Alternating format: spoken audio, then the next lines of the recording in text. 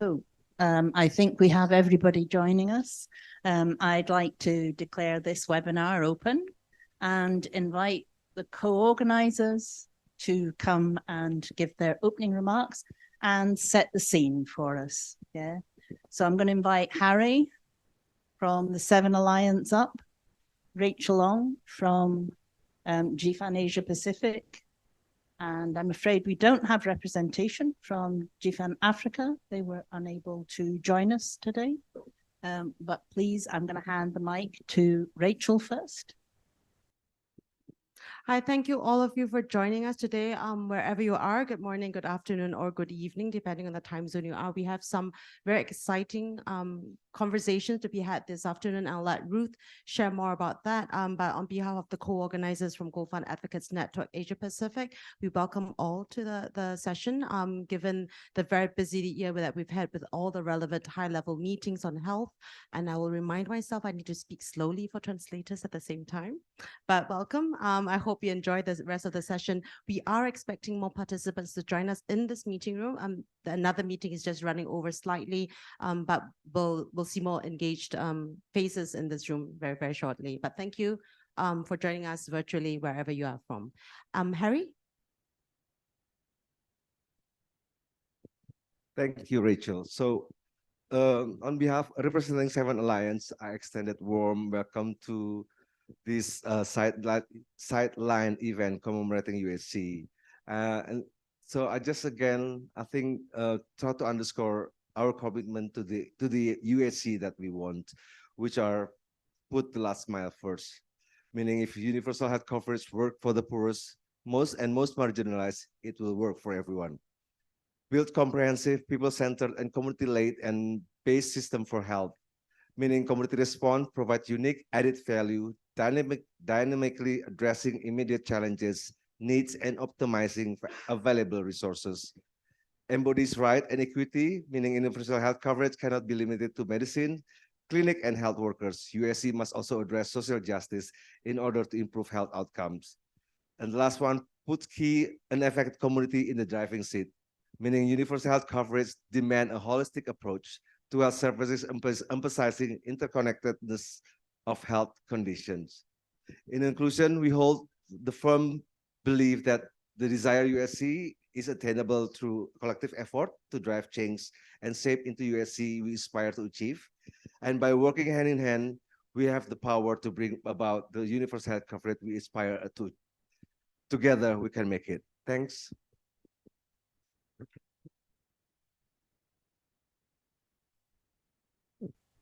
So thank you. I'm going to ask Rachel to do the housekeeping for us. So for participants in the room, the washrooms are on the outside on the left. Please go to the designated washrooms. And for you virtually, please use your own washrooms.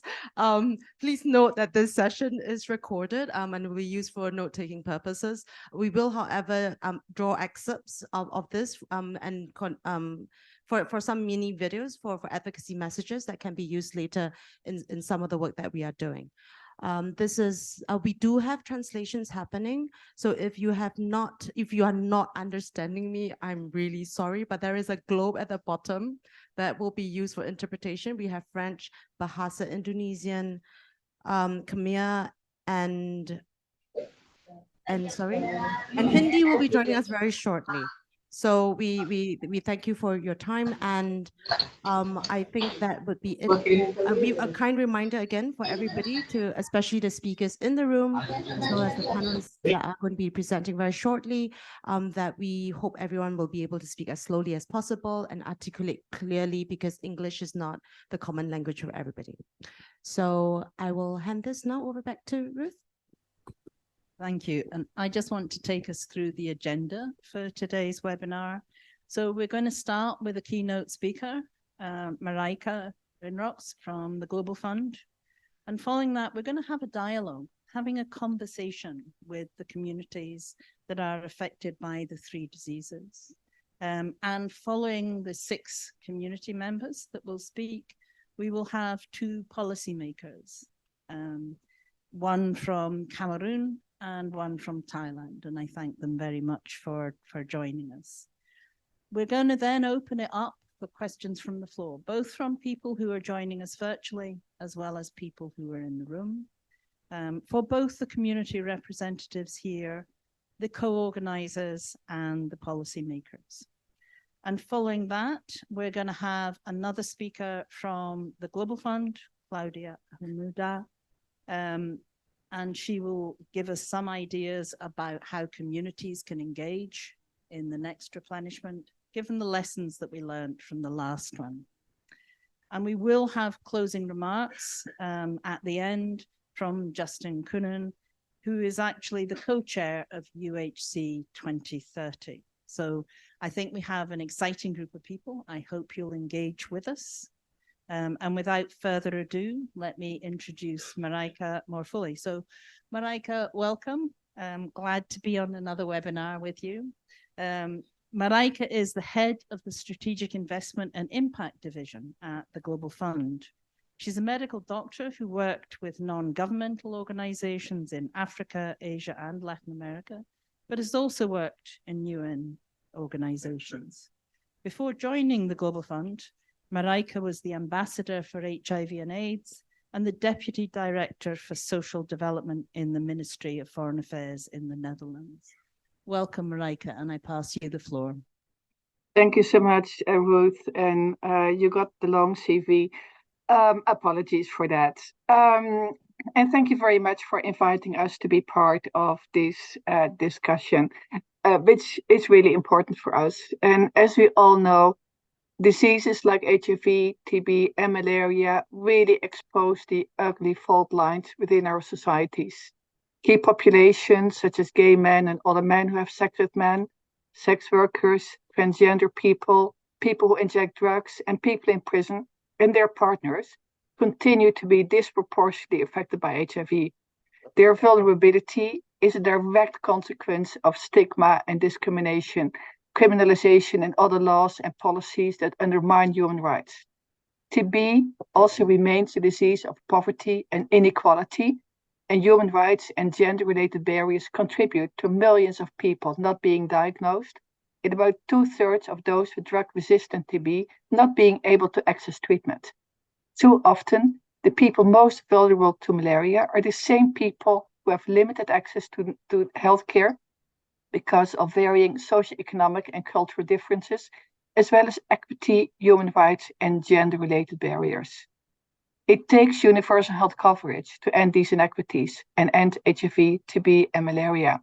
The critical role of communities, human rights, and gender equality must be at the forefront of UHC efforts to truly realize the vision of health for all.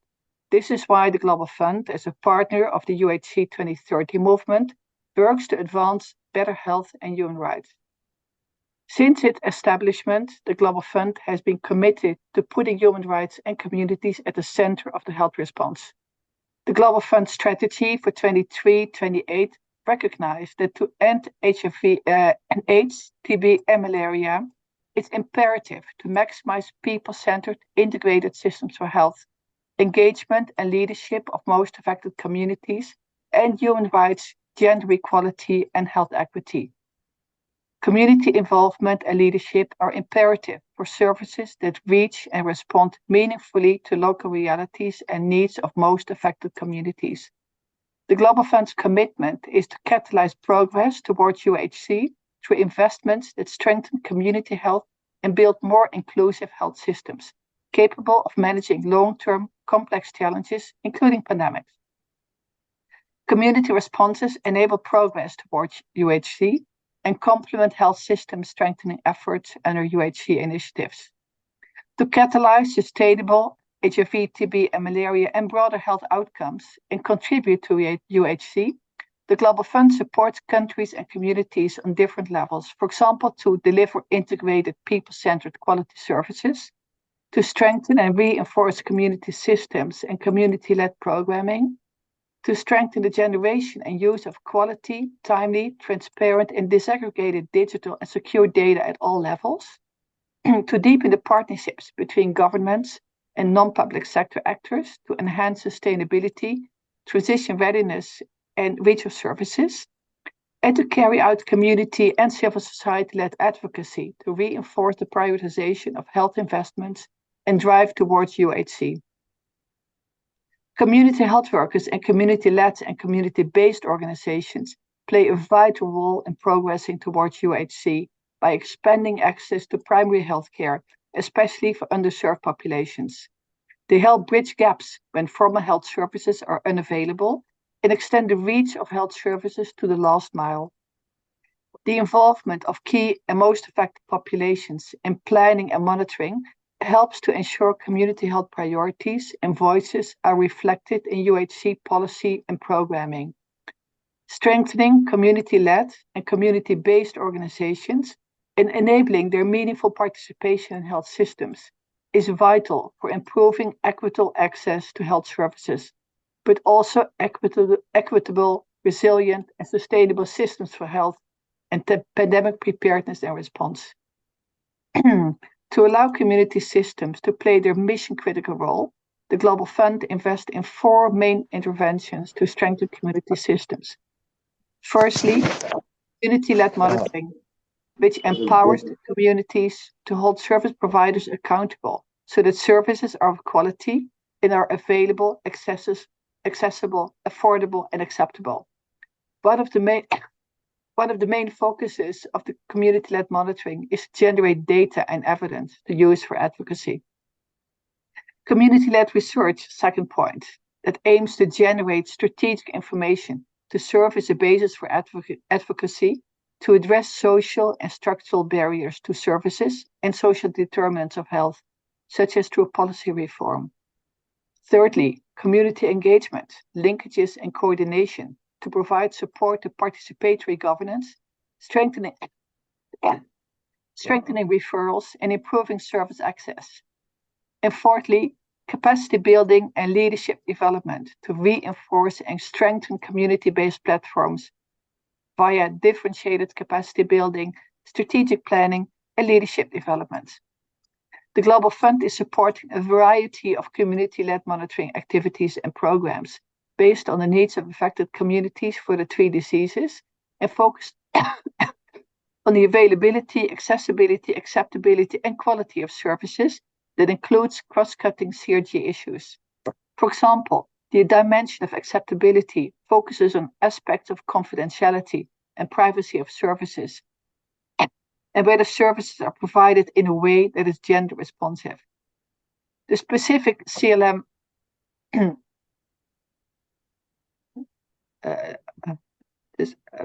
the specific CLM approaches and models used, such as community scorecards, observatories, mystery shopper, mystery shopper, call hotlines, feedback boxes at facilities, etc., are based on the preferences and capacity of the community CLM implementers and shaped to be most effective to the country and local context. Examples include adolescent and girls and young women specific CLM in Lesotho, integrated community health observatory in Côte d'Ivoire, TB and human rights monitoring in the Philippines, and people living with HIV and key population-led monitoring of HSC services in Jamaica. The Global Fund has been working towards putting the U in universal health coverage and advancing the right to health for all through strong community systems, gender transformative and human rights-based services, as well as specific programmatic efforts to dismantle human rights and gender-related barriers to equitable access to health services for all. In doing so, we are building upon the evidence of impact emerging from our Breaking Down Barriers initiative that since 2017 has been a trailblazer for action. Through breaking down barriers, we have provided catalytic funding and technical support to 20 countries to catalyze development and implementation of country-owned national programs to address the injustices that continue to threaten progress against HIV, TB, and malaria. The Global Fund human rights investment in these countries have increased more than tenfold. In the upcoming funding cycle, 4 more countries are joining the cohort. The Breaking Down Barriers assessments demonstrate that where there is sufficient funding, evidence, and technical support, countries can make real progress in removing barriers and advancing towards UHC. The key lesson learned is that there must be a movement and action at both the political and the programmatic levels. In addition to funding and technical support, breaking down barriers has united stakeholders and reinvigorated support for key population-led organizations and their allies. In the current funding cycle, over 200 million has been budgeted for programs to reduce human rights barriers to HIV across our HIV portfolio. We're committed to continue to galvanize more funding and action, and to do so, have elevated human rights to HIV, TB, and malaria program essentials, and highlighted the importance of supporting joint community-led efforts. Importantly, the Global Fund has joined efforts with partners to drive UHC and remove structural barriers, including through UHC 2030 and a global partnership to end all forms of HIV-related stigma and discrimination. Such collective efforts are more important than ever, given the current global rollback of human rights, gender, civil society space and voice, threatening these gains. We have to work together to counter this rollback if we are to achieve UHC and healthy lives for all. And thank you. With that, back to you, Ruth. Thanks, Marijke. That was very informative for many people in the room. And we thank the Global Fund for their support for the key populations. Thank you. So I want to move on to the conversation that we talked about. And the conversation, the dialogue that we're going to have with our community representatives is on UHC and the importance of community-led responses and how do we integrate them, because we really will never reach the targets, any of the targets from political declarations, without the communities that are most affected. So I'm going to introduce our first speaker, Sarah Magar, the young community activist from Nepal. She's been advocating for the needs and rights of children, young people, and women living with HIV for a number of years. As a young activist, she's fighting for equal representation of young people, women, and girls in all sectors, and the right to healthcare for all, free from stigma and discrimination. So, Sarah, a question for you to answer. What are the major health gaps that need to be addressed for young people and women living with HIV communities? Okay. Hello and namaste, everyone. Namaste to everyone online and in person. So one of the action points related with HIV and universal health coverage is promote the right to health, including non-discrimination and gender equality. I think that's the one of the gap in each and every country. So it tells that we need to sensitize healthcare providers and train them on the needs of key populations. But I feel like it's not enough. We also need to train our community members, because one of the gap that we have seen is that our community members actually don't have any idea about what their right to health is. I think that's the gap. And when I'm talking about the young people, I'm not only talking about the young people living with HIV or women living with HIV. I'm talking about all the women from different diverse sector. So I would like to flag two major things that is gap. The first one is comprehensive SRHR services. So one of the gap that need to be addressed for the young people and women living with HIV from diverse community is the comprehensive sexual reproductive health and services. It should not be limited. And another gap that I see when I was coming here for this meeting, for the discussion, I just saw a post where our community member just committed a suicide, and it was everywhere in the social media. So I think there is one of the major gap for the mental health services, because we don't have that, and we really need to focus on that. I'm sorry, I'm talking too fast. So we have really limited participation and representations of women and young people in decision-making process related to HIV policies and programs. So that also put these communities back, so they can't decide what they need and what should be done for this community member. So what we want is there should be target interventions to address these challenges. And lastly, I want to say that let young people and women living with HIV from all diverse community decide what is right for them and let communities lead. Thank you. Thank you, Sarah. So some really important issues there that we're hoping the policymakers that are joining us in this conversation can respond to. Our next speaker is Rito Hermawan. I think that's the correct pronunciation. My apologies if it's not. Rito is a sex worker and gay man living with HIV, and he's the national coordinator of OPSI, a national network of sex worker-led organizations in Indonesia. So your question, I'm going to call you Awan because that's what I call you normally. Yeah, much easier. So what are the current barriers to the sex worker community in Indonesia accessing healthcare there? And what needs to change for universal health coverage to become a reality for sex workers? Yeah, thank you. About this, we have a lot of barriers because of the cultural, social.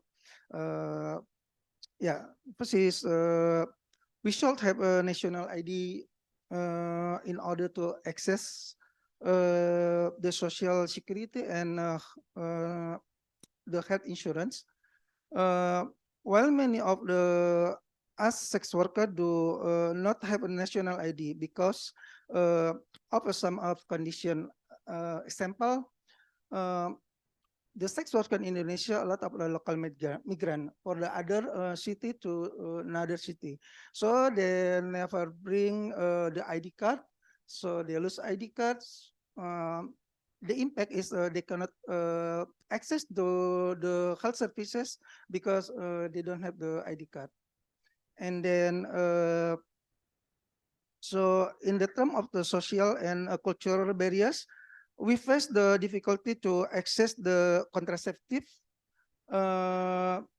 since it's only given to those who are married. We know because sex worker in Indonesia, they're single parents, they're under marriage. So during we have the PrEP programs, this way of see to consent with this to the sexual reproduction to comprehensive, because we not only for the less HIV transmission to the sex worker, but we do not have the people sex worker pregnant without in the planning, because the difficult for us to access the contraceptive. And then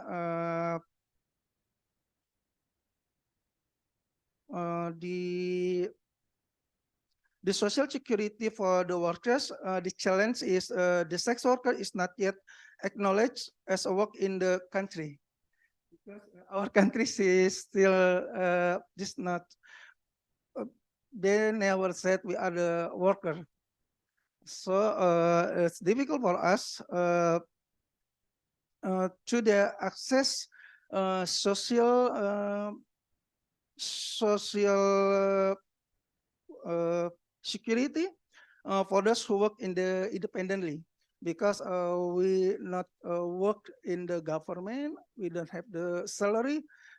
For the social security in Indonesia should be people who get the salary from the employer. So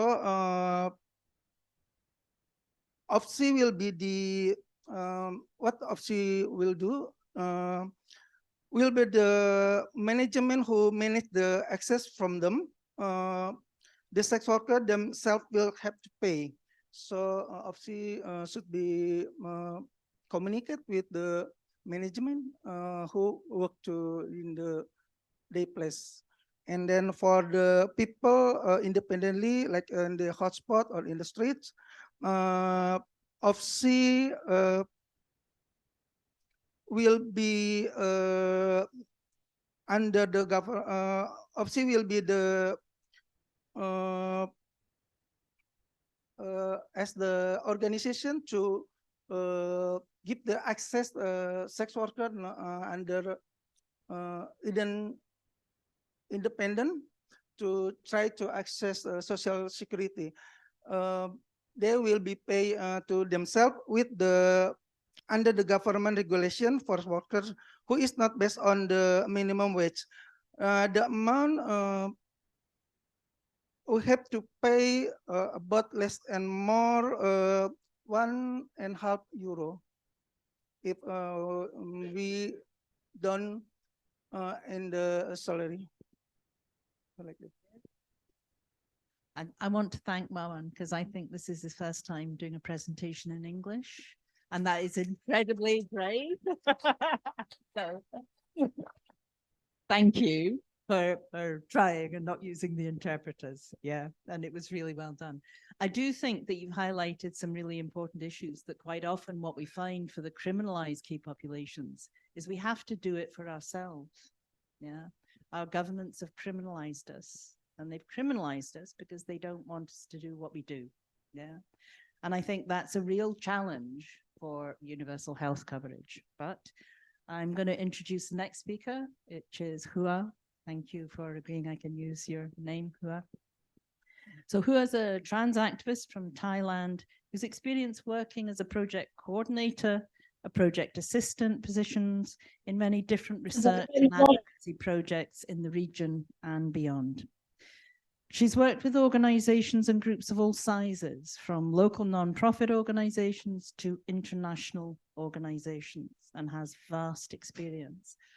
So, Hua, I have two questions for you. What are the major health gaps that need addressed for the trans community? And do you see a possibility that gender affirming care can be covered by UHC in Thailand, and why? Okay, I don't know if I can respond to these two questions within 5 minutes, but I will try my best. So I timing myself. So for the gaps, I think I want to introduce you to the 4A's, which is, I think is the factor to improve healthcare access for trans people. The first A is accessibility. And when I'm talking about accessibility, I'm talking about attitude, because attitude from the provider is very important. It can improve access to healthcare for a lot of trans people. And when I say trans people here, I'm not just say trans women. I also want to include trans masculine folk. I want to include non-binary. I want to include intersex people into my talk as well. So the attitude is the first thing. When I conducting my research for my master degree, what I found was one of two people who access to healthcare, to go to hospital, they often experience people misgender them. So, and that is, for a lot of people, it's a minor, but for trans people, I think it's a big deal for a lot of trans people. Because of that, they're scared to go to see provider. One of my trans friends saying that, you know, when he's a trans masculine, he said that he go to hospital to get treated for his disease, for his illness, but what he experienced is that he also experienced mental health issues from the healthcare provider, and that happened everywhere in the world. The second A is the availability. So if you looking at the landscape of gender affirming care, I want to give an example of Thailand. So trans people always come to Bangkok to access to gender affirming care, which is the life saving for trans people. Gender affirming is very important. So they have to come to Bangkok. What if you stay in the northeastern of Thailand and you have to pay for your, air ticket, you have to pay for hotel, you have to pay for traveling just to come to Bangkok to access to gender affirming care. So that's the indirect cost that people never talk about, but it's that effect for those who cannot afford to be in Bangkok and access to gender affirming care and all the transitioning surgeries. The third A is the affordability. Affordability is the big deals. When we talk about universal healthcare, we have to talk about affordability. Trans people, not a lot of trans people can afford to gender affirming care, which is very expensive. And as you already know, maybe you don't know, trans people have to pay out of their own pocket for every expenses when they access to gender affirming care. It doesn't matter what kind of surgery they do. It doesn't matter what kind of hormone. They have to pay out of their own pocket. In my experience, when I was 25, I decided to do breast augmentation, top surgery. And you know what? I had to choose the cheapest because that's what I can afford. What the cheapest mean for me was I have to stay at the clinic for only 4 hours before they kick me out from the clinic. I have to, then I don't sleep because they don't put me to sleep. So basically they just have me, like, put something in me that make me feel, so that's the experience I have because I cannot afford to be in the highest standard, which is very important when you talk about access to healthcare. Everyone deserves to get a highest standard of health, universal healthcare, and that means gender affirming included. The fourth one is the knowledge, which is I'm sorry, it's 5 minutes already. Okay. And I think the last one is the knowledge. When you talk about knowledge, a lot of people, who own the knowledge. Healthcare provider own all the knowledge. And they have a lot of research. But for community people, from people on the ground, how can we comprehend the medical languages? How we can comprehend the health literacy is still questionable. How we can make this knowledge to be accessed by trans community, to be accessed by trans people, who be access to the healthcare receiver. So that's still questionable for a lot of trans people in the region, also in Thailand. I think that's the 4 gap. And if we can improve all of this gap, I believe that universal healthcare will not be only a dream for trans people, but it can be practical. Thank you so much. Thank you, Hua. And the time was well spent. Yeah, thank you. So our 4th speaker in the room is Abu Miri. Yeah? Okay. Abu is representing the community of people who use drugs. Decades working experience in the field of drugs and HIV. Abu is president of the India Drug User Forum, the national network of people who use drugs, and is the current chairperson of the network of Asian people who use drugs. So Abu, your question? What are the communities of people who use drugs concerns about universal health coverage, and how will your community be able to access the health care it needs? Thank you very much for inviting me to be one of the panelists. We talk about USC, we talk about community health at the center and so on, but to achieve that, we have to decriminalize drug use. Because of the criminalizations, we are not able to access so many healthcare services, and because of stigma attached to it. For example, and you all know that in Asia, most of the country drug users are criminalized, and they don't get access to services. So, for example, like in some part of in the region, like it may be, say, a rapist or a terrorist getting injured from bullets, or the rapists get beaten up by the public. When they come to the police station, they do get first aid. But when the drug users are going into withdrawal in the lockups, the police will say, let it be. So we don't get first aids. So even the tourists get first aid, but drug users are denied, discriminated. So similarly, to see on the government side or from the donor side, also sometimes it's a selective program implementation. Not in every corners we get harm reduction services or other services. And there are priority countries, priority states or province, and priority districts, and some part of it was denied. So now most of the area in Asia, if you see, drug users are not in the priority list. That we don't get enough investment on harm reduction or capacity skill buildings. We drug users are ignorant about our rights and responsibilities. So the investment is also very minimal among the drug users.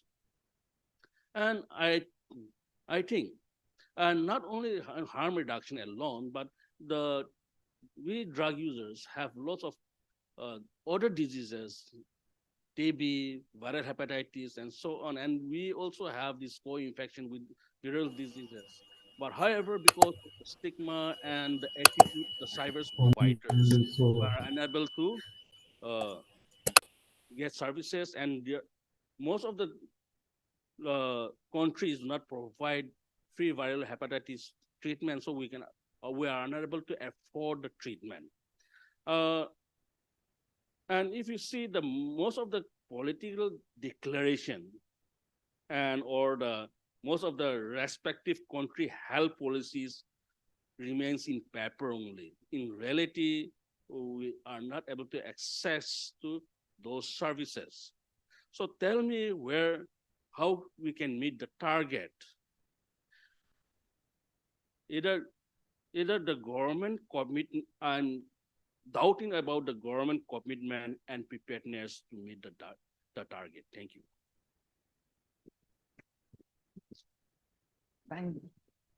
Thank you, Abu. I want to ask you a follow-up question, because one of my concerns is that governments decide what healthcare we should have and what that comprises of. In my community, we quite often have rehabilitation centers to make us good women, men, trans, who don't sell sex anymore. Is that the same for the drug user community? And is that, because my fear is that a lot of the funding, the very limited funding that we have, is going to be used for things which we're not asking for, that we don't necessarily want. What would you say to that? See, if we say in the larger picture, we all have right to life, right to treatment. So also USC is for that.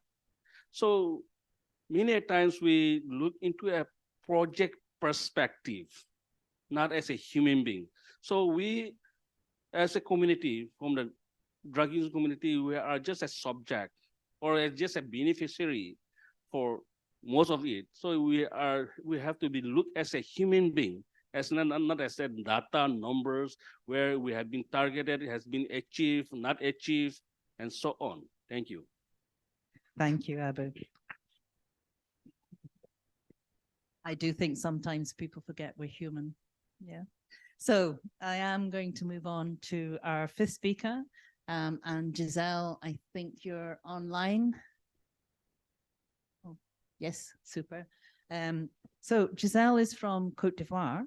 She's the chairperson of the collective of organizations to combat TB and lung disease, but she also has enormous experience in advocating on malaria issues in Côte d'Ivoire. She's been actively engaged in the drafting of Global Fund concept notes and is a former member of the CCM in Côte d'Ivoire. So Giselle, I have a question for you in English, and I'm hoping the French translators can catch it. What are the barriers for populations that are vulnerable to malaria in being included in universal health coverage in order to enable us to achieve the targets using the malaria lens? Ok, merci à tous. Merci pour l'invitation. J'ai bien compris, j'ai bien saisi votre question. Quels sont les problèmes auxquels sont confrontés les personnes vulnérables du paludisme? Pour parler de personnes vulnérables, pour parler des problèmes, des défis auxquels sont confrontés, il faut dire que il y a eu l'écriture de la note conceptuelle, effectivement, comme vous venez de le dire, du GC7, où vraiment la société civile a été impliquée. MMS est impliqué aussi activement pour que les activités communautaires puissent vraiment être dans cette note conceptuelle, paludisme et autres. Et je pense que nous sommes satisfaits pour ça. Au niveau du paludisme, au niveau des problèmes, parce que moi, vous m'avez envoyé la tuberculose, j'ai senti que mais il n'y a pas de souci. Au niveau du paludisme, quels sont les problèmes que nous rencontrons? Les grands défis que les populations rencontrent, les populations vulnérables, c'est quoi? C'est souvent le problème de l'accès à choses, on peut dire ça, au centre de santé. Souvent, l'éloignement du centre de santé fait que c'est difficile à certaines populations de s'y rendre. Donc, alors qu'on parle de maladie, couverture maladie universelle. Donc, il faut vraiment que ces zones-là soient un peu plus rapprochées des populations qui puissent s'y rendre. Ça, c'est un. La deuxième chose, c'est quoi? La deuxième chose, c'est qu'il y a cette difficulté. On parle de gratuité, oui. C'est vrai, gratuité des médicaments anti-paludisme. Mais c'est le paludisme, je peux dire, qui est pris en compte, le paludisme. Et souvent, ils sont confrontés à des paludismes peut-être graves. Et quand ils vont à l'hôpital, souvent, ils disent qu'on paye tout, en fait. Ça fait qu'ils préfèrent ne même pas aller à l'hôpital. Parce que pour eux, quand on va à l'hôpital, on paye tout. Je le dis parce qu'on on est allé sur le terrain, on a posé des questions aux populations, surtout vulnérables, les femmes enceintes, les mamans des enfants et autres. Et ils ont dit non, que quand on va à l'hôpital, on paye tout. Donc, on leur a parlé peut-être du paludisme qu'on prend en compte. Ils ont dit oui, mais avant de faire ça, il y a des examens qu'on demande. Effectivement, il y a des examens qu'on demande. Les examens de sang et autres, ça, c'est pas pris en compte. Et c'est payant. Donc, ça fait qu'eux, ils préfèrent ne pas aller dans les hôpitaux parce que c'est difficile pour payer les médicaments. Ça, c'est le deuxième défi. Au niveau des enfants et des femmes, des femmes enceintes et des enfants, il y en a qui disent qu'elles ne savent pas lire et écrire. Ils ne savent pas lire et écrire. Donc, pour avoir accès, c'est-à-dire pour vérifier, comment on appelle ça, le carnet de vaccination. En fait, il y a les agents de santé communautaire qui y vont pour faire ce travail. Mais ពូ si អ្នកបកប្រែខ្មែរទៅអង់គ្លេសពូសូមពូចូលមើល channel អង់គ្លេសគេមានបកពី French to English ពូអញ្ចឹងពូបកពីចូលមើល channel ចូលស្ដាប់ channel អង់គ្លេសទៅពូបកមកខ្មែរបានហើយពូអញ្ចឹងណាហ្នឹងហើយពូខាងបកប្រែហ្នឹងហើយ d'accord. Je peux continuer et Hein? c'est avec Me the Target, ce que vous faites en Côte d'Ivoire, les activités que Oui. vous avez fait. Merci. D'accord, merci beaucoup. Donc, voici quelques défis un peu du Sorry, paludisme. Giselle, pardon. Pour la campagne Meet the Target, nous avons mené ensemble des activités de plaidoyer. C'est ça que je vais vraiment m'appesantir. Nous avons formé un groupe de plaidoyer. Parce que le plaidoyer, c'est vrai, le plaidoyer ne se fait pas seul. Il faut un groupe, donc la société civile, un groupe il y avait les personnes vivant le VIH, il y avait les représentants de la société civile au CCM, et il y avait les représentants du paludisme, tout le monde, ce monde-là, un groupe de 5 personnes. Nous avons décidé de rencontrer les leaders, et pour leur parler de ce plaidoyer.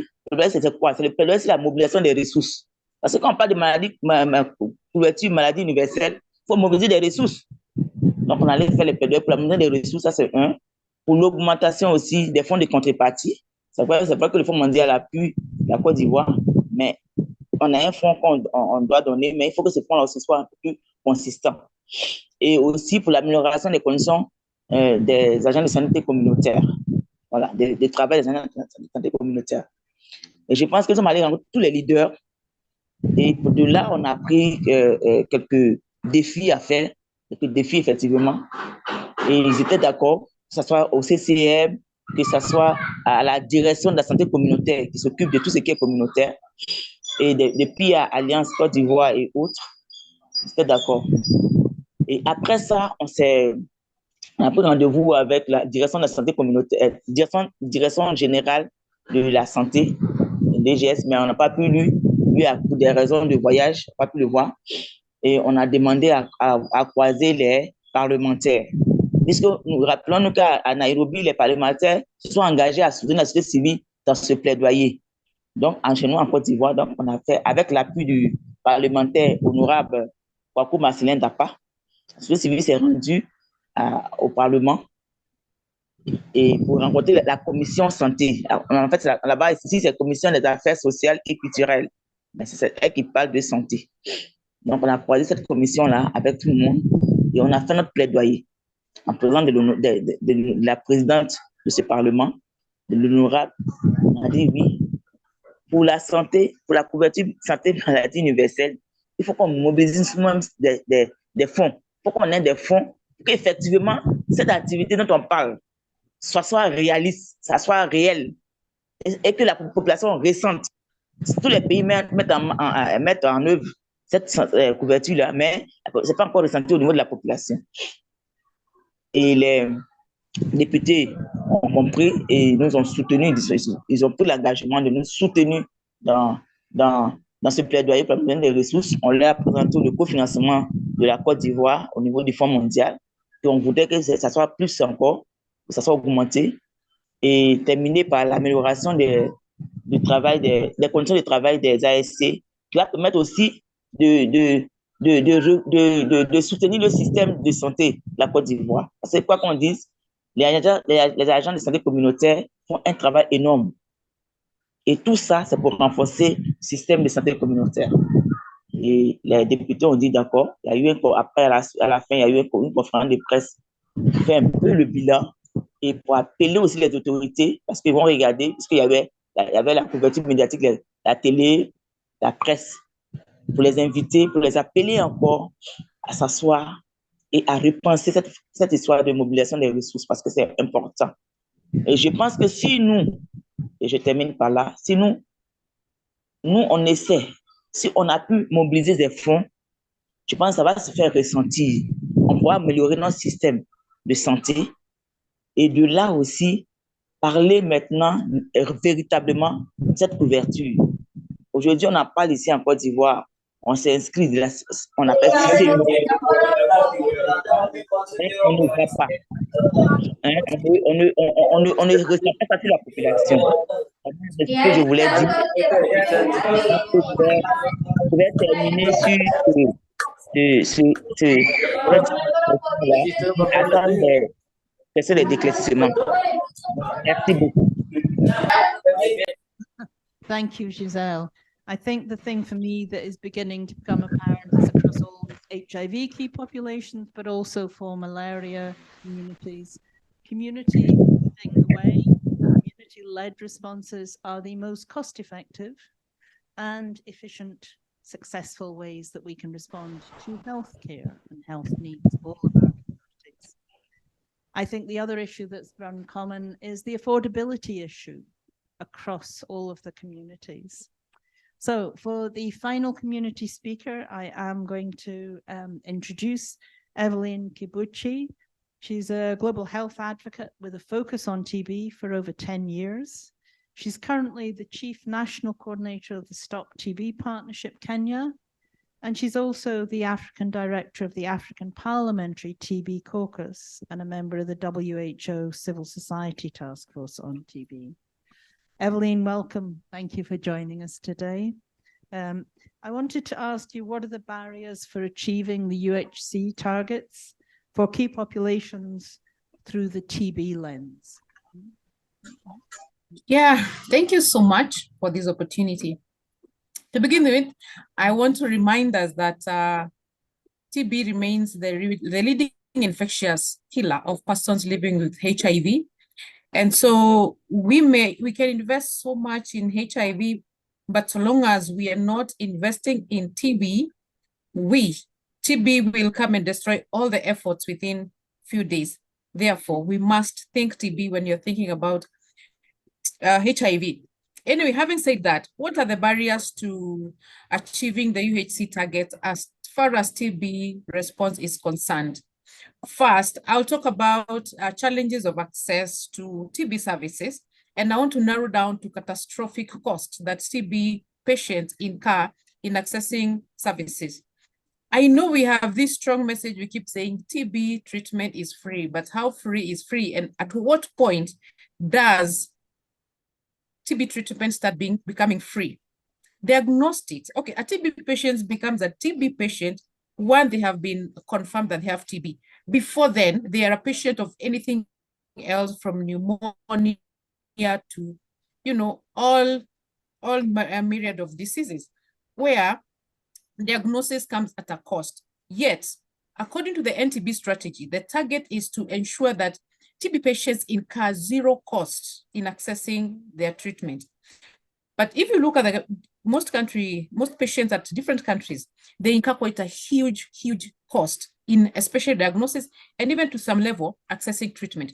Therefore, for us to say that we're achieving UHC targets, we have to eliminate all TB-related costs.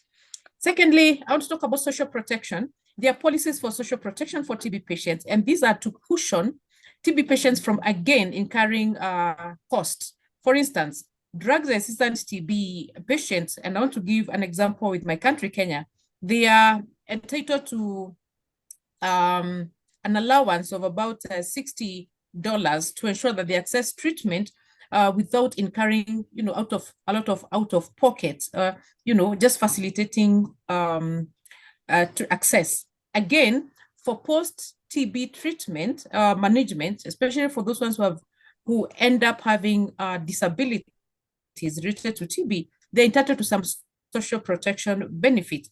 However, not every patient is able to access this. Again, we cannot talk about UHC if we're not ensuring social protection access to all TB patients and those who need it. Thirdly, another barrier, huge barrier, and I know it has been referenced by my previous speakers, is stigma. Stigma and human rights violation. For your information, TB is more stigmatized than HIV. You may not know this. Why? Because we know the symptoms of TB, we know the relationship or the association of TB to HIV. And therefore, TB patients come with double stigma. TB itself, and because of the association with HIV, which is not HIV is not a major problem. We know it's manageable. However, it's a huge cause of stigma, which leads to self-stigma, which makes patients not seek healthcare because of stigma. And of course, stigma instilled by the community. And how do we address this? Is by ensuring that we are creating a lot of awareness, like we did for COVID, ensuring everybody knows what is TB and, you know, addressing the stigma. And secondly, having legal infrastructure that can address stigma and human rights violation that is meted out to TB patients or persons with TB. And another recommendation I would want to make here is to ensure that countries conduct stigma indexes and also the community rights and gender assessments to ensure that we are addressing stigma and human rights using, you know, informed by data and policies, coming up with policies that are informed by data. I also want to talk about the gender barriers to TB. Again, going by the latest data from WHO, about men are more infected by TB than women. That is the data is 55% to 33%, 55% men, 33% women, the rest are children. Now, I know when you talk about gender, mostly we think about the female gender, but I want to change our perspective. As far as TB is concerned, the male gender is more infected. However, when you look at the interventions, hardly do you have interventions that address specifically the male gender. So we need to have a new perspective and look at the different genders and address their specific needs as far as TB is concerned. Again, other determinants of TB, for example, non-communicable diseases like diabetes. We now know that they have a bearing to tuberculosis, malnutrition, other issues like alcohol use and the related complications that are barriers to access to TB services, and of course, HIV. We need to address all these other determinants of tuberculosis if we have to ensure access to tuberculosis. And all the above cannot be achieved with inadequate funding.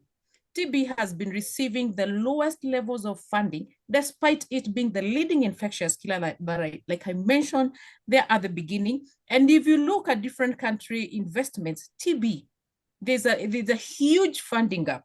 And also from the domestic resources, most countries are not investing adequately to tuberculosis. So my message is, we cannot achieve UHC for TB and other diseases if we are not investing adequately. And I'm urging national governments here. And when I talk about national governments, I am addressing national governments from the African region where I come from, and of course with the others. We need to give tuberculosis a priority, invest adequately in TB response. I will stop there, and I'm available for any questions that may emerge from my presentation. Thank you so much.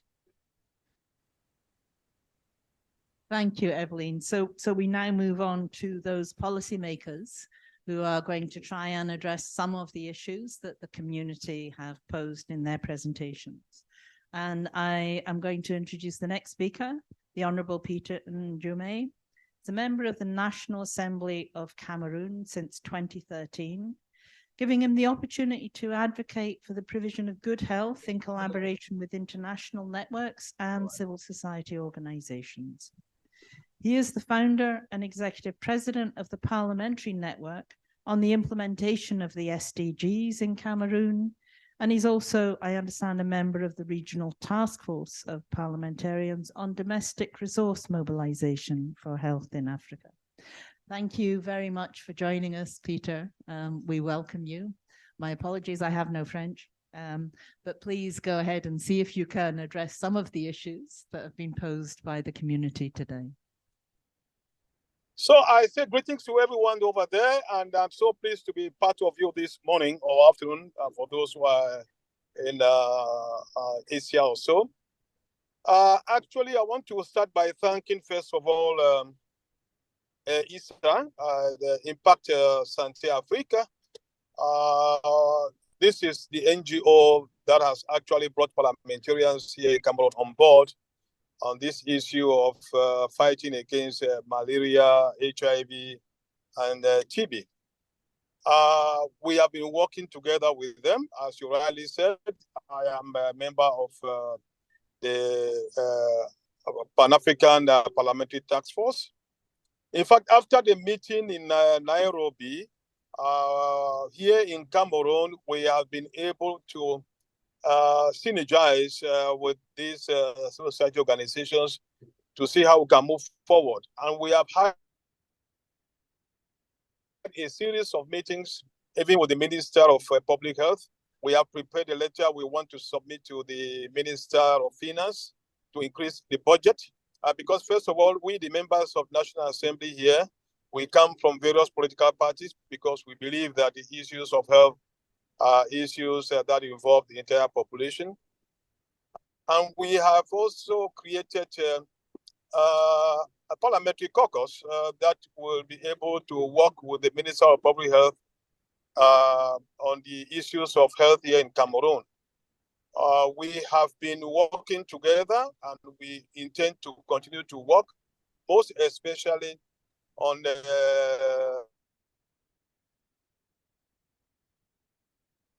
for funds to fight against malaria, HIV, and tuberculosis. For now, our target has been to see how we struggled last year, June, with the help of the NGO and society to pose questions to the Prime Minister to this regard. And the Prime Minister, of course, the government has promised us that they are going to do something, because the impact of these diseases is so enormous to the society, to the economy as a whole. And so we know what it is causing. And it is based on that we think that if we have to mitigate on the effects of these diseases in our communities, because the effects are so enormous and they are costing us a lot, and the population, of course, is so poor. And looking at the statistics, the expenditure for malaria and these diseases for each family is weighing so much on the family, which already is not having enough even to put a square meal on the table. And so the impact is so much on the family. Some children are even unable to go to school because, you know, the families are unable to manage both schooling and health issues. So we have been doing this much and we intend to continue. We want to actually that in as much as we are working on the domestic funding, because we want to see how we can cost the minister. First of all, we are pushing hard to see at the level of the National Assembly to see how each ministry will keep aside 1% of its annual budget on health. And we are also trying to see how we can cause the Ministry of Public Health to create what we term a kind of autonomous funding for domestic, rather for health. And this autonomous force is particularly to assist the health workers who have been doing a great job but having little or nothing. So that is what we have been doing all this while. And we have been working with the communities. The communities have been doing a great job. I mean, the community workers and the civil society, they have been doing a great job. And we think that the most important thing, if we have to succeed, is to actually involve the communities. So here we are moving forward, and we think that with the synergy that we have built, we are going to go further. We need the fundings. It is only with these fundings that we think we will be able to meet our target of 2030. Thank you so much. Thank you so much. I wish all of us huge success to our various levels. God bless us all. Thank you. Thank you, Peter, for your commitment. I do think it's important for governments, I'm going to just make a comment myself, that we actually work out how we put the last mile first, the most marginalized. I said earlier that many of the key populations, the vulnerable populations, face huge stigma, huge discrimination, and criminalization in many countries. And I would encourage every government around the world to look at the impact of stigma and discrimination and the impact of legal oppression and criminalization, because I struggle to see how we can achieve universal health access and the highest attainable standard of health for every human being on the planet. So thank you very much, Peter, for your commitment in working with the communities.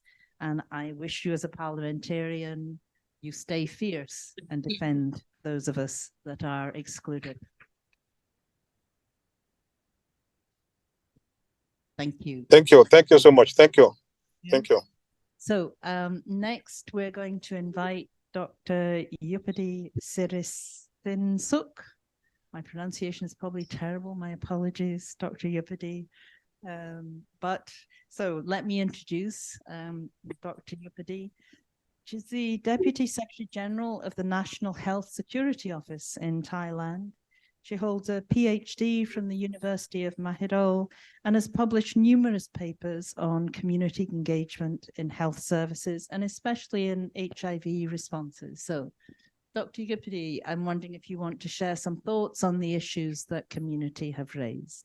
Yeah, I'm not quite well now, so my voice quite. So first of all, I would like to thank that you invite me to. I think that I can learn a lot from friends from other countries, so many countries.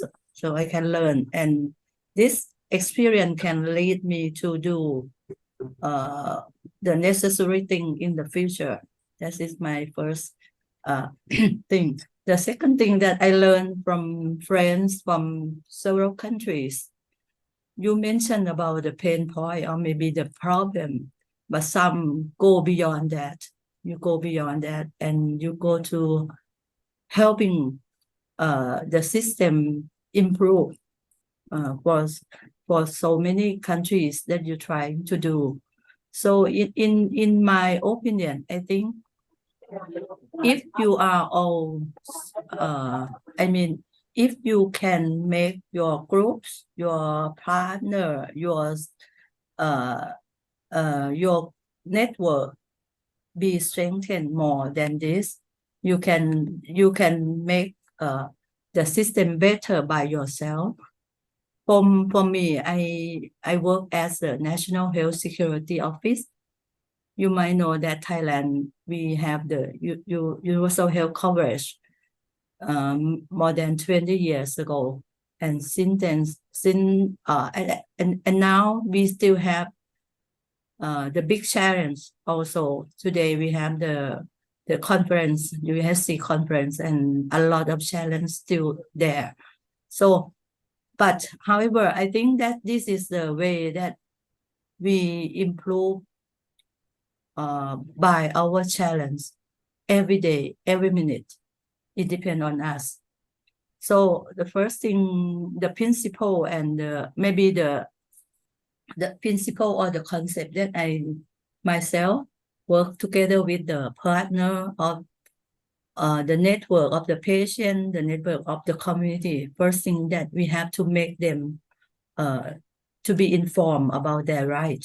This is the best thing. If they know their rights, it becomes that they can get access to their needle services. So this is the second thing. And then if they get access to their service, so they might face some problem that you mentioned. They might have to pay some money, even though we provide the free services. So they mean that the network or the people or the community, they have to go to do some, we call the right protection roles, and we promote them to do like this. They have, we call the complaints unit, that are the civil society and working in the community, become the complaints management unit. And the last thing that now today we trying to promote them to be the what we call the co-provider. It means that they become the service provider. As in Thailand, we have a lot of group that become the co-provider. For example, the people living with HIV, they become the co-provider in the hospital, and NSSO pay for their services. Why we have to let them go into this to become the co-provider? Because they know what they need, and they will provide what they need, the services that they need. So this is the first thing that I would like to mention, that the government have to empower them to be informed, to access to their care, and to be the right protection and become the co-provider. And we have the very good cooperation with the Global Fund. For several years ago, they support the money for the civil society or civil-based, community-based organization. And now today is our mission. I mean, the NSSO have the mission to carry on the community-based organization services. Now today we pay for them. So the Global Fund can support less and less, and maybe in the future, I still hope that Global Fund should still be in every country in terms of what we call the empowering the civil society or the community base or the people in the community to become more maybe like empower them to become very strong advocator in the health system. I think this is still needed. For the gap from several countries, first of all, if you can strengthen the patient group or the community-based organization to be the co-provider, it means that you will have your needed services. So still necessary that you have to promote yourself to be strong enough to be the co-provider. So what the comprehensive sexual reproductive health services is not far from your ability to provide in the future. I hope so. And the second thing is about the migrant and the person who don't have the ID card. In our office, I also trying to make them get access to the universal health coverage. Together with the Minister of Public Health, the migrant can buy the health insurance cards in like in the level that they can afford. In Thai baht, around 3,000 baht or something per year per person. And other thing is that even in they are Thai person, but they cannot have the ID card. We also set up the network to work together with the hospital, to work with the Minister of Internal Affairs, and every network that trying to help them to get the ID card, and after that they can access to their healthcare in the USC scheme. So everything is work within our cooperation. I think even at the moment, the transgender or the drug user, I still have some problem with that because we just start trying to collect all their needs. I mean that because sometimes people think that like for the transgender, they think that to use hormone or have some operation, it means that it's like a cosmetic surgery. So we have to change this mindset that this is the health need. This is a thing that that some group of people, some group of them need to be as the needed, like what we call the health needed of their group. So we work together with the transgender group and the professional, the doctor, the medical doctor, and all the group trying to make this become the benefit package in our USC program at the moment, together with the drugs user and harm reduction. So we work, the success story is not come just only from the NSO, it's from the support from the target group, maybe the transgender or everyone. So we still, I mean, Thailand still have a lot of things to do more. For example, for the TB, we still have very few alliance in TB also. And now we have initiated the concept of, we call the friendship therapy. It means the patient can help the patient. We will carry on this concept and trying to make the patient stronger and stronger, and then they can help their friend. This might be just the beginning of my comments. Thank you.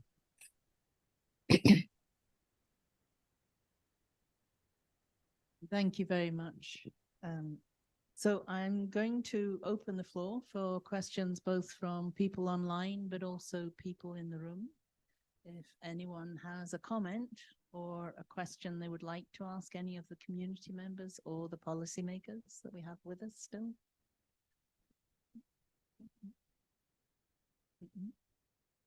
Somebody else is going to have to manage the virtual thing. Thanks, Rachel. Please just raise your hands if you're online and want to make a comment or ask a question.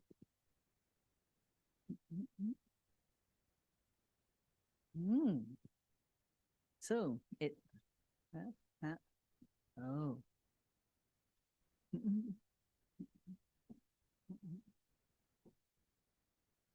Yep, there's a hand up from Mariana. Sorry, I can't read the screen from peering around the side. Mariana, you could unmute yourself and ask your question, please. Thank you.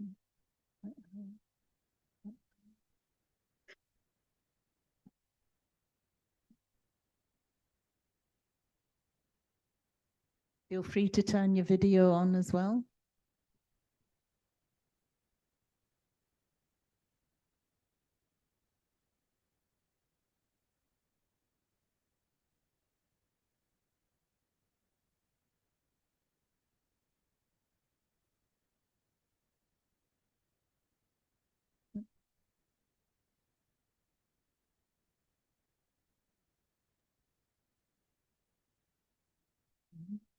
I'm not sure whether the host have to allow them to use the microphone. I think that's what Rachel's just doing, Dr. Yupidi. Hello. No? Okay. So, Mariana, Oui. Allô? Oui. Oui, oui, bonjour, bonjour. Et je suis Marianne du Congo. Je suis présidente de l'Association congolaise pour la santé publique et communautaire et je suis contente de participer. Allô?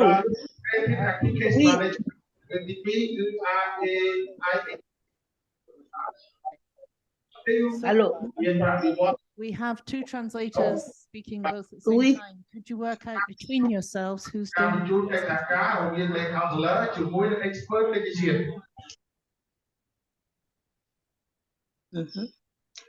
Et donc, ma question concerne la présentation, si je ne me trompe pas, d'Evelyne, qui a parlé sur la tuberculose. La tuberculose. Alors, je voudrais savoir, est-ce qu'il y a, quel est le niveau des malades co-infectés, TB, VIH, et comment, quelle est leur stratégie pour prendre en charge ce genre de cas de co-infection TB, VIH? Voilà.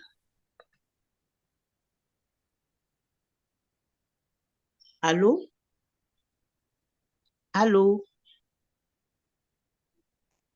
Hello, so that would be a question for Evelyn. Evelyn, are you still with us? No? Okay. If you could respond to that, Evelyn, and then we'll move on to the Yes. next. Thank you. Yeah, thank you so much. I'm glad to mention that the TB HIV co-infection has been on a downward trend, which is quite exciting. And this is owing to the access or the technologies for and treatment for and management for HIV, which reduces their chances of getting infected with TB. So yeah, because of that, we have seen a downward trend in the co-infection rate. But what are the measures that have been taken? One, there is a TB prevention therapy. TB prevention therapy is given to persons who are vulnerable to TB or who are contacts of people with bacteriologically confirmed tuberculosis. And one community that is heavily vulnerable is HIV, and therefore they should be given TB prevention therapy to ensure that they're not getting infected by TB. The other thing is integrating TB and HIV services to ensure, for example, that people living with HIV are also screened for TB periodically so they can put on treatment as soon as they are diagnosed. And on the other side, people with TB to be screened for HIV so that treatment and management is initiated immediately. And that reduces chances of infection and also suffering from either of disease for co-infected persons. Thank you. Thank you, Evelyn. I hope that answers the question. So we have another person with their hands up, Maria Lara and Edeng, I think, yes. If you would like to ask your question or make a comment, Marie.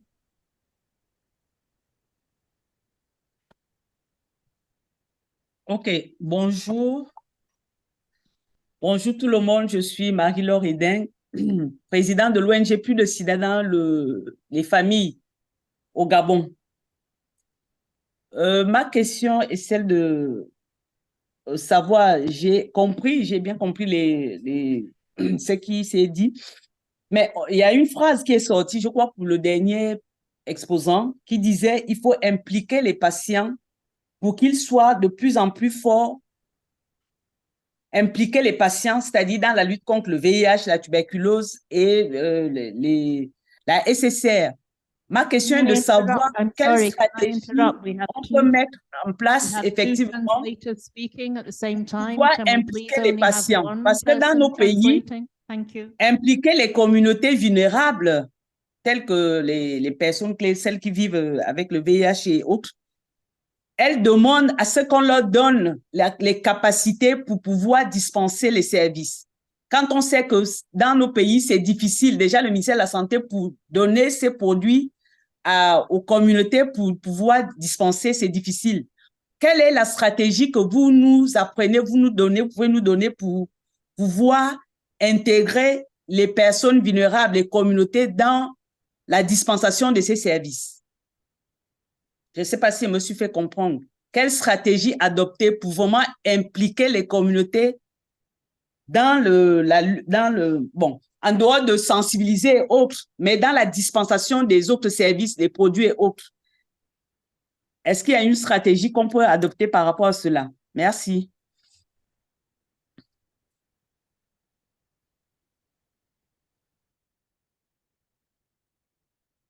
Thank you. I think your question was clear. I don't know if we have anyone that can actually answer that question for us, because I think our communities across the world have been advocating for increased funding for community-led responses for the decades that I've been involved, and there are 4 decades that I've been working on HIV and AIDS almost. So, but I'm wondering if any of the panelists or anybody in the room would like to provide some suggestions. Can I have the chance to answer? Maybe I can have to share my experience in Thailand. First of all, I think the strategy that we try to strengthen our network.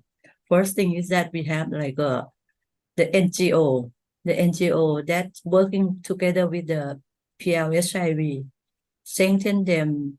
And other than the NGO, the PLHIV themselves, at maybe more than 20 years ago, at that time, the problem is that they cannot access to the medicine, especially the ARV. So the thing that how can they work together and trying very hard to access to their HIV medicine, to ARV. So they make this group very strong. The HIV, the people living with HIV is very strong, and they are the group that push the universal health coverage in Thailand. Also, we have the chance by our Thai constitution that people, I mean the lay person can propose the law, and the people living with HIV is the big group that they can collect more than because we require more than 50,000 names to propose the law. And so this the first thing that the strength that they have become that from their pain, from their pain point. And the second thing that we have the NGO to support them. And the third one is that we have the hospital professional. I mean, the professional in the hospital, they become the like a babysitter in the hospital, because HIV patient maybe they cannot like join and make them as the network. So the professional in the hospital trying to be helping them to work together as a network in the hospital and become very strong network and working as a team with the hospital personnel, trying to make the people living with HIV adhere to their medicine and make them their what we call the viral loads become very low. And this is the strategy that we have, working together with the NGO, working together with the hospital, and the support from the Global Fund at the beginning.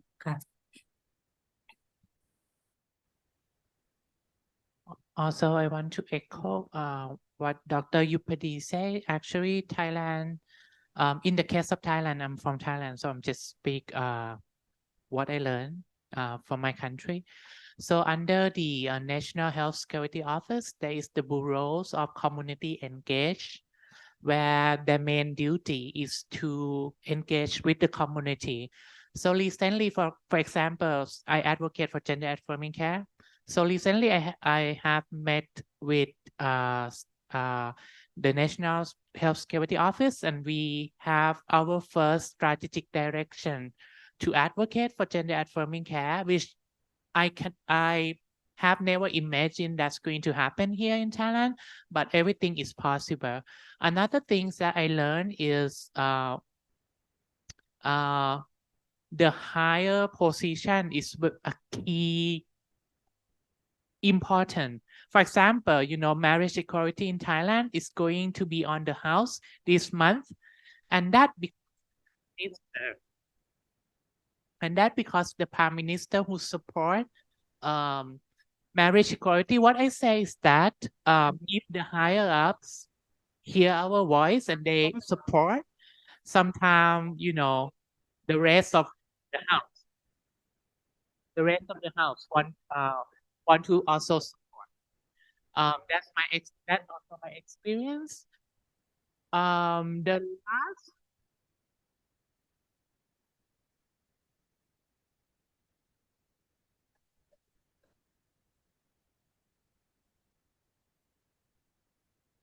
Yes, and I think the last one is I just want to also echo what Dr. Yupadi said. Right now, we are in the process of design the healthcare package for gender affirming care for trans people, and it's going to be voted in January. That's what I heard from the National Health Security Office. But what I think is the key success here is that for the board of National Health Security Office also have the community member sit in the board, and that's the key. And that's, I think, is the key roles and the key roles who are going to support, even though they don't understand what gender affirming care is. But I think having the community member there is also help. Thank you so much. Yep. Okay. Yeah, I try to explain. So Indonesia also, they already doing with the program community system strengthening, reducing human rights barriers. We have a lot of community who has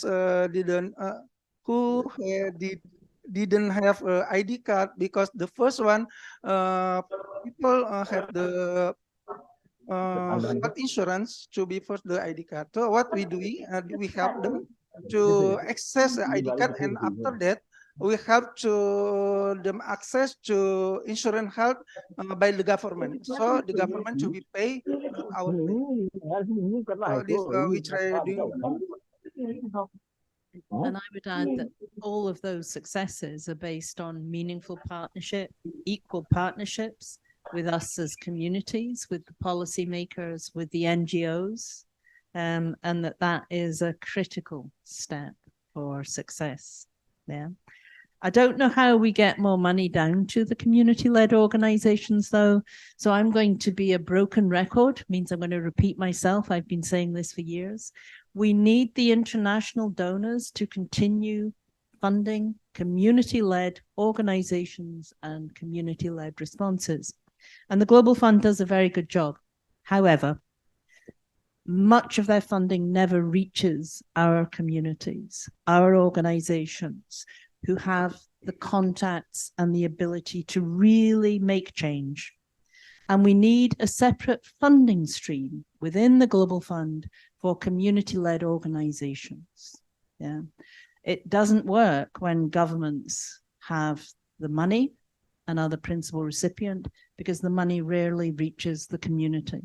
So I would encourage anybody listening from the Global Fund to reconsider the Global Key Population Network's call for a separate funding stream. I keep on getting told it's not possible, it's not realistic. Make it happen, make it real, because that's where you will get most bang for your buck. Yeah. With that, I'm going to hand over to a Global Fund speaker, Claudia. And Claudia is going to talk to us about lessons learned from the last replenishment and what we as communities can do for the next replenishment to make it successful. Claudia, over to you. Thank you. Thank you, Ruth. I'm just looking to see if I can be allowed to share my screen. Rachel is just facilitating that for happening, Claudia. So perfect, thank you. Just know.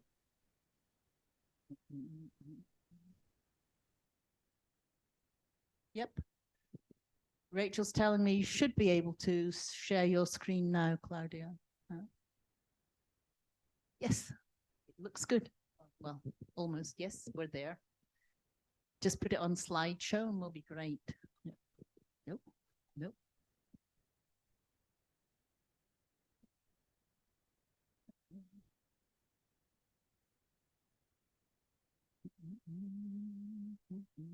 Yep. Super. That's the screen on, Claudia.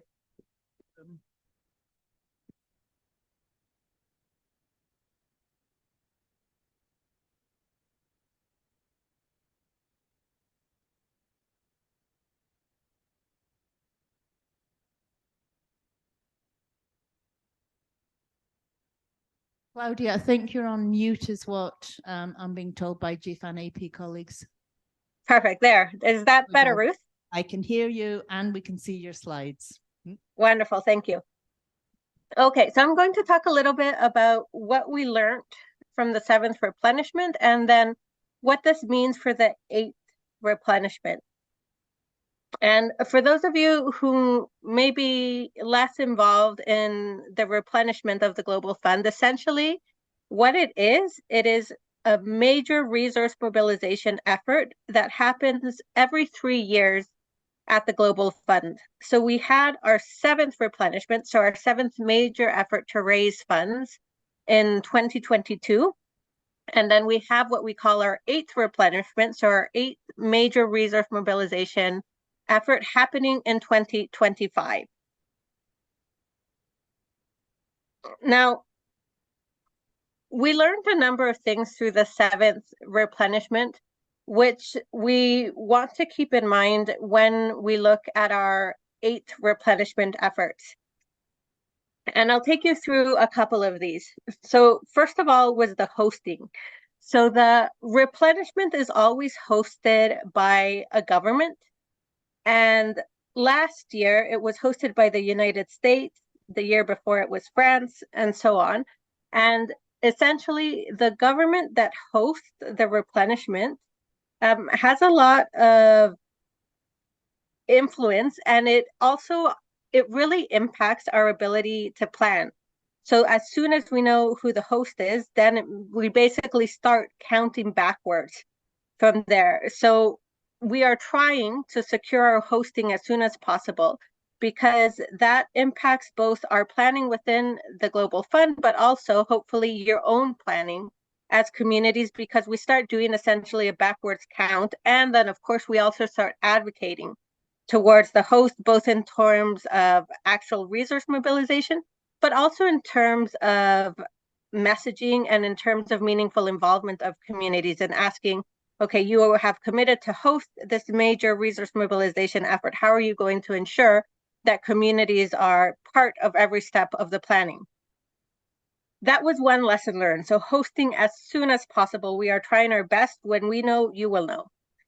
A second lesson learned was about our investment case. And the investment case, essentially what it is it is a document that sets out why certain funds are needed to make progress and close the gaps around the 3 diseases, and what we will get from that money. So things like how many lives are going to be saved, how many people are going to be reached with prevention or with treatment, how are communities also going to be involved. For our last replenishment, the investment case came quite late, and again, this really impacts communities' ability to advocate, because you can draw on the evidence that you have here. So this time, we are starting the development of the investment case earlier than ever before, and that includes consulting with communities and sharing information around what the process for developing the investment case is, but also hearing from you what are some of the key elements that you would like to see included in the investment case in terms of themes, in terms of issues. We know from the 7th replenishment investment case already that we had significant feedback from communities and civil society around needing to much more substantively mainstream community system strengthening. So that is something that we will keep in mind as we look to developing the next investment case. Then another major element is the campaign for the replenishment. And this is essentially a major communications and media effort. Last year for the 7th replenishment, we developed the Fight for What Counts campaign. And this we developed very closely with communities and civil society.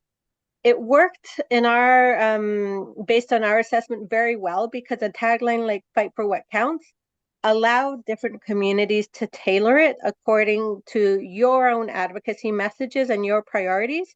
So it could be Fight for What Counts, sex workers' rights. It could be Fight for What Counts, funding for harm reduction. You name it, you could adapt it. This year, we will be next year, we will be looking at developing a new campaign, but we are again committed to doing so in consultation with communities and civil society. So whatever rallying call that we adopt is developed in consultation with you, and it's something that actually speaks to communities. And I know we have interpretation on this call, and I mentioned that because another thing that we always look at with the campaign is how well it translates. No, some things that sound nice and catchy in English don't sound so good in other languages, so we'll also consider looking at that. Now, a major lessons learned from the 7th replenishment, which we'll also look at, is our resource mobilization strategies. Because while we achieved a historic amount at the last replenishment, it is also true that it wasn't enough. No, the call that was set out in the investment case was that we needed at least 18 billion to close the gap when it came to making progress in the 3 diseases and achieving what is set out in the Global Fund Partnership Strategy. We did not get that. So we need to look at what are the new strategies and the new advocacy efforts that we can collectively undertake to secure, maintain, and where possible, increase funding from public donors. And then also at the same time, look, how can we do better when it comes to reaching private sector resources and philanthropists? Again, we did pretty well, but it's not enough. And we're very, very conscious of the need to do more. And doing more is going to require adapting our messaging and changing some of our advocacy strategies. What are the best ways to reach them that we haven't tried out yet? This is a link to our next lesson learned, which is on what we call our Global Fund Voices, which is really about who is the spokesperson or the spokespeople for the Global Fund Partnership. And how do we make sure that we are using the most impactful voices for the right audiences, and also really staying true to what is at the heart of the Global Fund, which is communities. So while we have, for example, the leadership of the Global Fund speak at many events, we want to make sure that we are making time and space and putting the spotlight on community voices throughout the campaign. Part of it is also looking towards what I'll go into a little bit more depth in a moment, which is our advocacy roadmap, looking at how we build bridges between our communities so that we are calling together for things like greater funding for communities, and that message can cut across the campaign efforts. Last but not least, we also noted a lessons learned around events and platforms, and needing to look very critically, I would say, at what are the events and platforms, what are the advocacy moments where we need to be, where it's impactful, and what are some of the new spaces that we need to break into. And as advocates, I'm sure it will sound familiar to you that we often speak in these spaces where there's the saying about speaking to the converted. So you're speaking to partners who are your allies already, and that's important to make sure that we are moving together, but it is not enough when it comes to getting new allies, when it comes to raising new resources and tapping in to funds that we haven't had access to before. So this milestone and events lessons learned is really about thinking together about what are the new spaces where we need to be, and how do we also engage other partners in some of our longer standing advocacy platforms, thinking, for example, of the AIDS conference happening next year. Now, you'll see here in this slide, and you'll all have access to the slide, so I won't go through it in detail, but a number of the key events that we have already identified for the coming year. And this is a lot, but you need to consider that in addition to this, there are a number of regional and country level milestones that we add to it. So it's really thinking, okay, so who needs to be in each of these spaces? How do we make sure that we have the right actors, that communities are meaningfully involved in each of these? And what can we achieve from each of these? So those are all reflections that are happening at the moment in the Global Fund. As we think about this as well, we also have reflected a lot around how difficult the landscape is at the moment, how there is everything from economic pressures to geopolitical tensions to growing inequalities. We recently also participated for the first time in the major global conference on climate, COP, looking also at growing conflict, rollback, and threats against human rights, closing civil society space, etc. I mean, if you look at this list of challenges, each one in itself is enormous. And what we need to consider is that we are going into a replenishment with this context where any one of these challenges could be enough to throw us off track, and yet we are having to grapple with all of them together. Yet, I'm missing some slides. Let me just talk them through. Essentially, what we have reflected on with these challenges is that while the picture can seem very bleak, it also provides us with an opportunity, no? And the opportunity is really to rethink, how do we do advocacy? How do we do advocacy for resource mobilization? And one of the things that we developed as really an outcome or a reflection of these collective thinking that we've been doing is what we call the Global Fund Advocacy Roadmap. And the advocacy roadmap, it's available so far in English, French, and Spanish, more languages coming. It essentially sets out 4 major advocacy priorities for the Global Fund, one of which is around resource mobilization. And what's important, I think, for everyone here to know about the commitment on resource mobilization is that there is a commitment from the Global Fund to undertake our replenishment, undertake our resource mobilization in a way which meaningfully involves communities.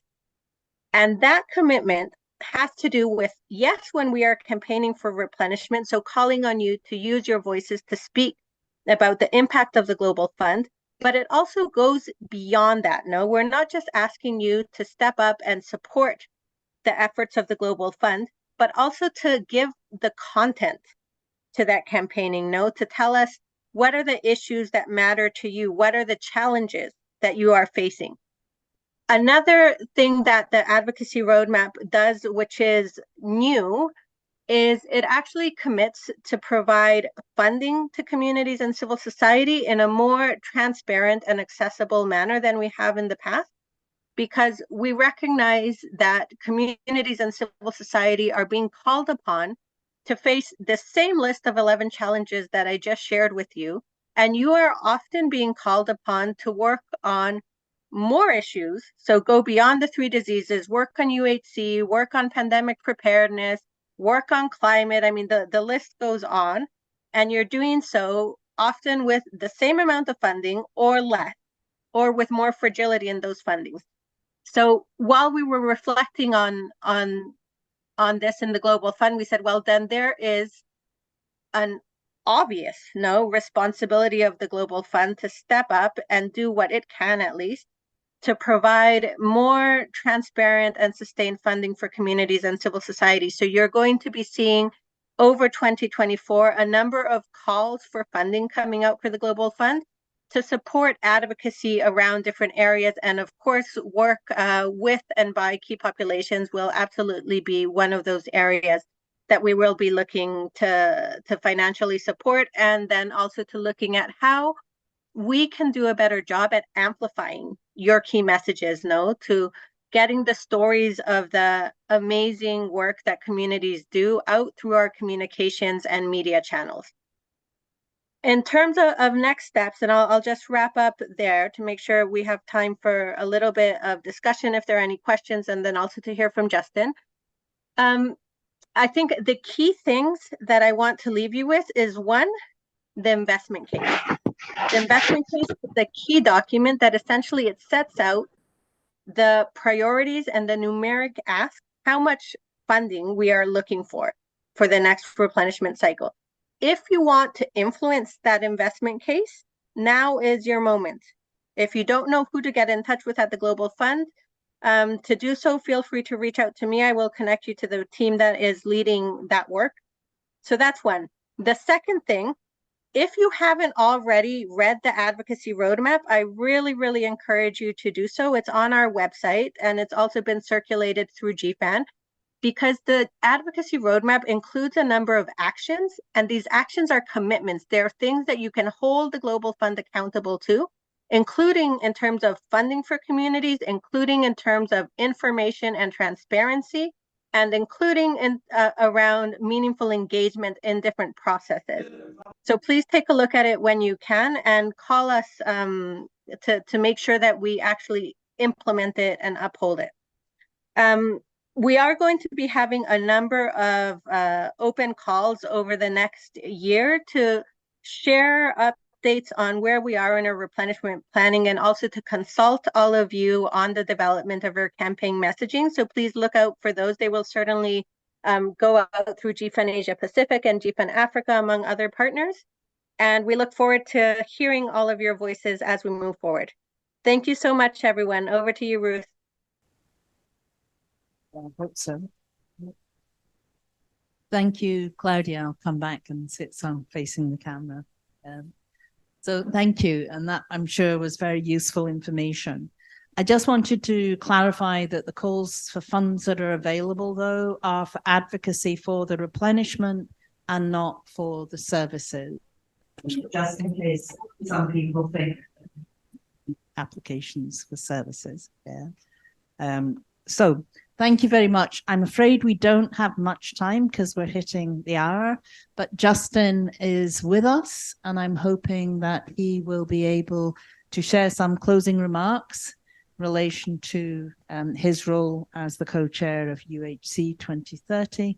And then I'm going to call on the co-organizers to each come up and say some words of farewell. I will now say my thanks to everybody for joining us, my huge thanks to the panelists, and I'll hand over to Justin.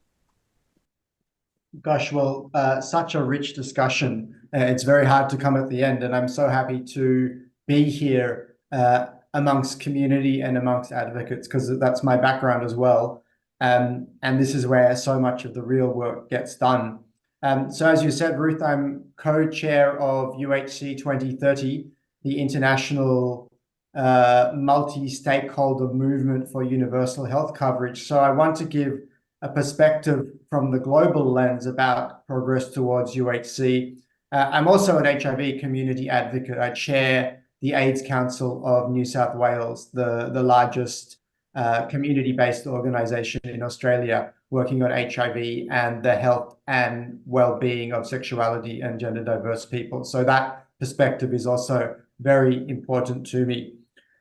So from a global perspective, where are we on UHC? Of course, you all know that UHC means that all people have access to the full range of quality health services they need, where and when they need them, without financial hardship. And so it's important to keep track both of the service coverage dimension, who and what gets covered, as well as the financial protection dimension. In other words, ensuring people are not pushed into poverty in accessing health services. And the honest answer is we're not doing that well. And that progress on UHC has stagnated, if not gone backwards. And probably you all know this. But we still have 4.5 billion people in the world without access to essential health services. We still have 2 billion people experiencing financial hardship due to out-of-pocket healthcare spending, including 344 million people living in extreme poverty. We've just had a high-level meeting in New York on universal health coverage, where, as indicated in the work that GFAN and others have done, we reached ultimately a consensus political declaration committing to universal health coverage, which was a good thing, but it probably wasn't the concise action-oriented agenda that we'd hoped for. And it didn't contain clear commitments from countries. And so that was a disappointment. And when we reflect on where we're going, I mean, there are some obvious barriers to progress on UHC. There are barriers around political commitment, actually getting leaders to commit. We heard from Thai colleagues and others today how important it has to have the most senior political leadership to make commitments. There are barriers around financing. How do we pay for this? How do we generate enough domestic resources and also get external funding, whether multilateral or bilateral, to coordinate? There are barriers around the narrative. How can we make it really clear what we're asking for when we talk about UHC so that it doesn't become everything to everyone and therefore accountable to no one? And critically, I think there are barriers around coherence, and this is particularly relevant for the work of the Global Fund. And by coherence, I mean alignment from the various multilateral agencies around a common agenda and around national health plans. We can't continue to see the siloization, maybe that's not a word, the continuing existence of different health conditions in silos, because it creates duplication that we cannot afford. I was extremely pleased to see the Global Fund supporting what some of you may have seen released in recent days, the Lusaka Agenda, a process led by the governments of Norway and Kenya, trying to get multilateral agencies to coordinate. So not just working on their own individual health issues, which of course require attention, but around a common health system approach. And it was terrific to hear that commitment to health system strengthening from Marijke and Claudia today. I understand, as an HIV advocate myself, the skepticism that may exist from HIV, from TB, from malaria advocates towards a UHC agenda. Because sometimes when we talk about UHC, and it's back to what this narrative is, governments think it's some bland national health insurance, everyone gets the same thing. And we know from our work on key populations, from our work on equity, on universalism, that it can't just be that. And that's why, as so many of you have said, we need to fight for the UHC that we want. But I want to end with a challenge. And that is that for those of us working on specific diseases, I think it's not just about asking how can we get our disease, our condition, our issue into the UHC agenda. Because what we end up with then is, as we've seen in successive political declarations, this kind of Christmas tree, which is everything to everyone, and everyone's a little bit fighting for their piece of the pie. And I can see why, and I'm part of that. But also let's turn it around and say, what can UHC, what can health system strengthening leading to resilient and equitable health systems with a focus on primary healthcare give for us? Because the truth is, if we have strong primary healthcare systems, it's useful for HIV, it's useful for TB, it's useful for malaria, it's useful for NCDs, and so on. So I want us all to pause and think about how we can unite and coordinate behind a movement for stronger health systems. And I also want us to use the weight that the community movement coming out of HIV, TB, malaria has, and many speakers have said that today. It's really the origin and the driving force of community engagement in national health processes. I'm extremely welcoming of the initiative of the governments of Thailand and Slovenia around the World Health Resolution on social participation, and would encourage you to look out for that as well. We really need to institutionalize the engagement of civil society and communities in national and subnational processes, and this is a terrific start.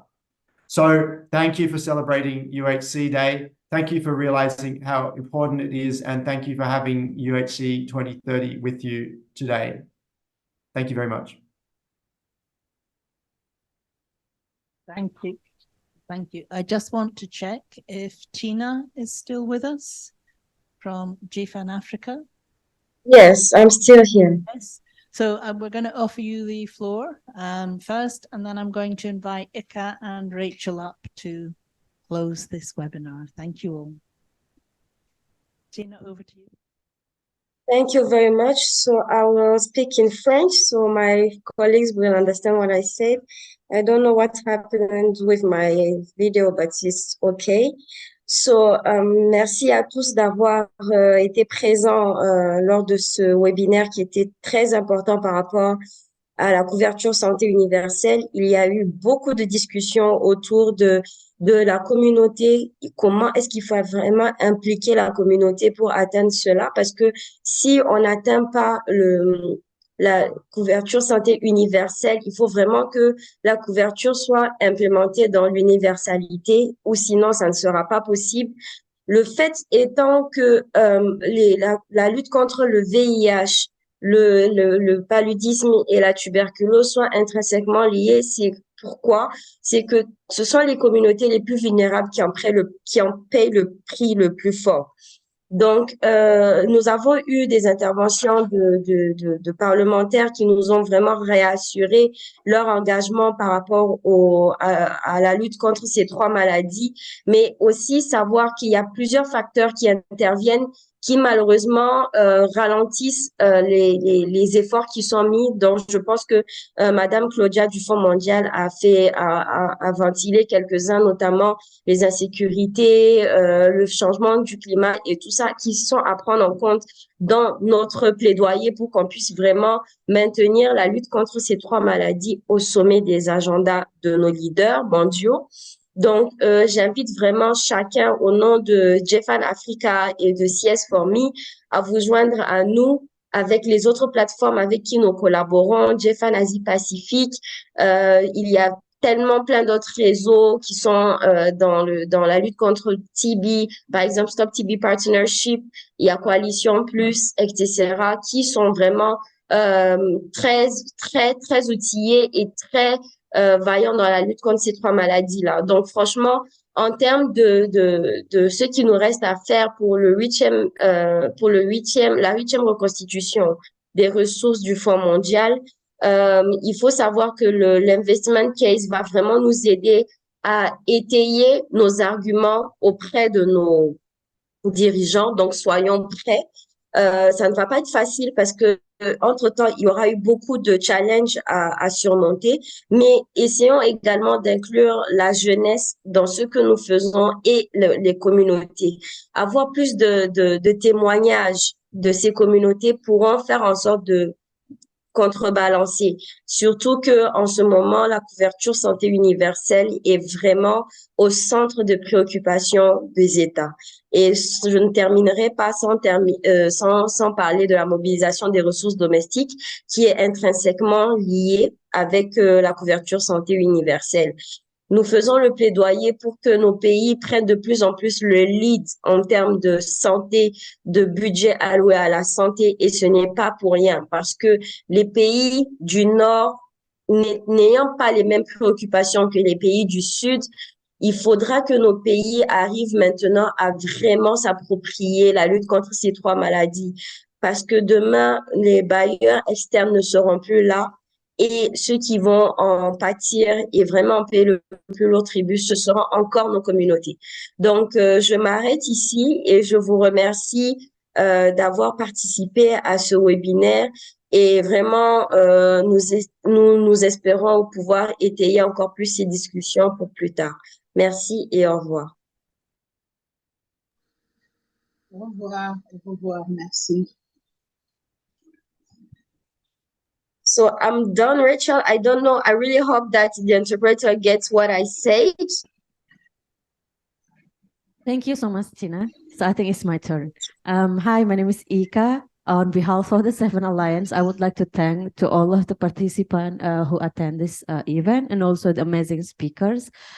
Yeah, as Justin and Tina already mentioned about the USC, so I think it's not let's not ending the discussion here. So because the USC is still long ago, so I think as a part of the community, we need to be to strengthen our partnership with the government and also donor to have the equal partnership. So when we talking about the USC, it's mean universal. It's mean all for human, as we are human. So yeah, universal health coverage is for community, for young people, for adolescents, and for all. So let's keep talking about USC, not in this room only, but also when we get back to our office and meet with the government, meet with the donors. So yeah, thank you so much and happy. So thank you all for staying on through the sessions, and especially thank the partners that are in the room for enduring 3 days or more of Bangkok. And I think one of the key things that have come out is while we hold governments accountable to the work that we are doing, they're doing, we also need to hold ourselves as well as our donors and other stakeholders accountable. That being said, there is the acknowledgement that for communities, we've always been doing so much and too much with so little. So that needs to be not just looking at small fragmented pieces of funding for different pieces of work, but being able to support more holistically the efforts of different partners across regions or within regions. Because I think with the partnerships that we've had with GFAN, generally with GFAN Asia Pacific and GFAN Africa, and we're expanding in different directions, that there is the effort and the intent to do more collectively. I would like to thank very much my team at GFAN Asia Pacific, Niluka, Anukriti as well as Jen for holding the fort. Thanking Ruth for facilitating the 7 Alliance partners, for trying their best to have the equal partnership with donors in terms of having this session during the CLI meeting. But I would also like to thank the translators. We do tend to speak very quickly, as well as the participants for staying so long. So before we close the session, season's greetings to many of you. I keep forgetting that you're here because I'm used to seeing that. Hi. But for season's greetings, many of our offices will be closing for Christmas and New Year's. We'll be coming back even more strongly next year in 2024. So we hope to be able to share with you all the plans that we do have collectively, and work even more closely together. So thank you for being here.